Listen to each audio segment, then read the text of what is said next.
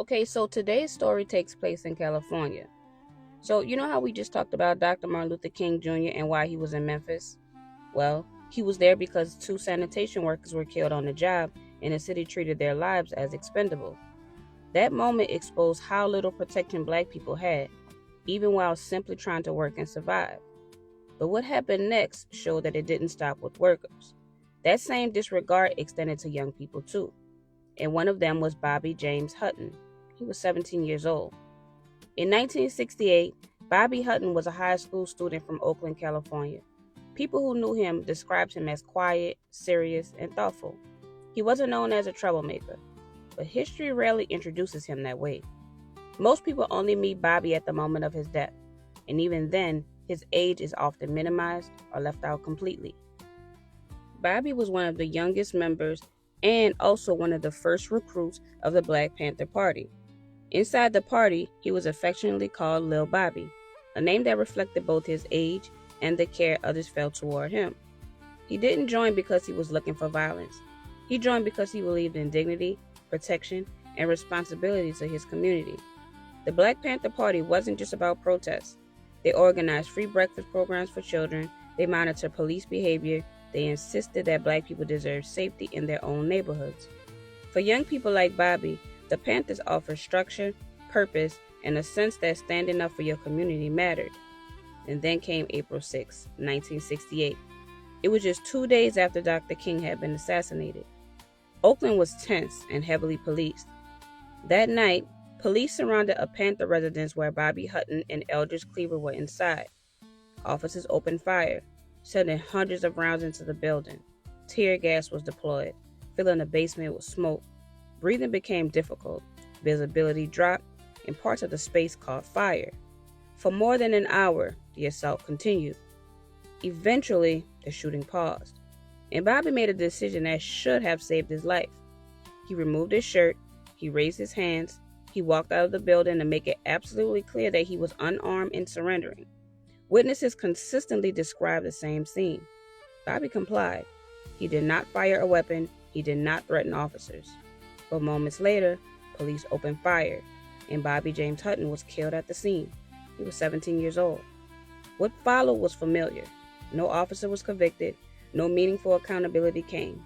Instead, the focus shifted away from the killing of a surrendering teenager and toward criminalizing the Black Panther Party itself. Over time, Bobby's age was often minimized or erased, as if adulthood could be assigned after death to make what happened easier to accept. But age matters. It matters because Bobby was legally a minor.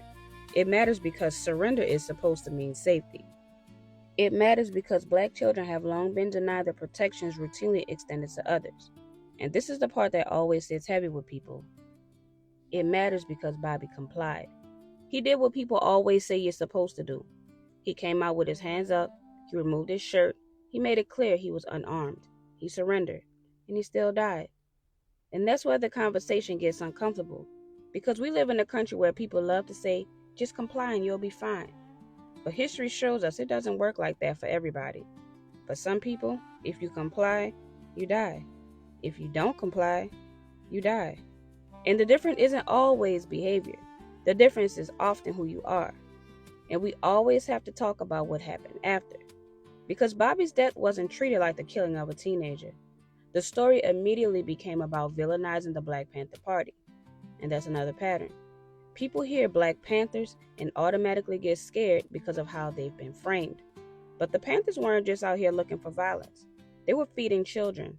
They were organizing. They were watching the police because the community had no protection. They believed in black dignity, black power, black beauty, and the right to defend themselves under the same Second Amendment everybody else claims. But somehow, when black people exercise rights, those rights get treated like threats. And it wasn't just them. Look at the MOVE organization in Philadelphia, another group that was portrayed as dangerous and radical. And the city literally dropped a bomb on them. An entire neighborhood burned just because they weren't comfortable with the MOVE organization. So you start to see the contradiction. There have been other groups in American history, violent groups, that have existed for decades, even centuries, harming countless people, and they were never met with that kind of force. But when black communities organize, when they protect each other, When they demand dignity, the response becomes overwhelming. Bobby didn't live long enough to graduate. He didn't get the chance to choose a career, to build a life, or to grow into the man he might have become. His life ended not in a moment of chaos, but in a moment of compliance. Remembering Bobby Hutton isn't about glorifying conflict. It's about telling the truth fully. He wasn't just a Panther. He wasn't just a headline. He was a 17-year-old who believed his life had value.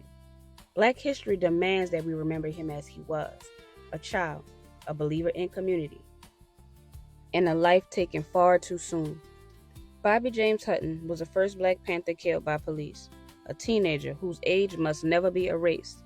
And that's why it's important to know your history, because people hear certain names, certain groups, and they only know what they've been told to fear. But the truth is always deeper than the textbook. So if this story taught you something, make sure you repost, comment, and like, and follow for more stories that they won't put in your textbook. Peace.